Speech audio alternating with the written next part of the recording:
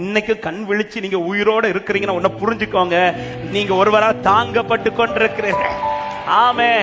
கத்தர் கை உன்னை தாங்குதுனா, கத்தர் கை உன்னை தப்புவிக்கும், கத்தர் கை உன்னை தாண்ட வைக்கும், கத்தர் கை உன் தலையை உயர்த்தும். அவர் தாங்குறார், அவர் தாண்ட வைப்பார். தாவீது சொல்றார், இவ்வளவு பிரச்சனையில தூங்குறதே பெரிய விஷயம். அவன் இவ்வளவு பிரச்சனை சுத்தி சத்துருக்கள் இருக்கும்போது தூக்கம் வர்றதே பெரிய விஷயம். தாவீது சொல்ற, நான் தூங்குறது மட்டும் இல்ல, காலையில் விழித்து கொண்ட இன்னைக்கும் கத்தர் என்ன உயிரோட வச்சிருக்கிறான்னா ஒண்ணு தெரியுது, நான் என்னை தாங்கிறதுனால அல்ல, கத்தர் கரை என்னை தாங்கி கொண்டிருக்கிறது. அந்த கை தாங்குதுன்னா அந்த கை என்னை தப்புவிக்கும். உன்னை தப்புவிக்கிறதும் உன் தலை உயர்த்துவதும் இது அவர் உங்கள் மேல் வைத்திருக்கிற ஆசீர்வாதம். என் ஜனங்கள் நான் அளிக்கும் நன்மையினால் திருப்தி ஆவார்கள். ஆமே.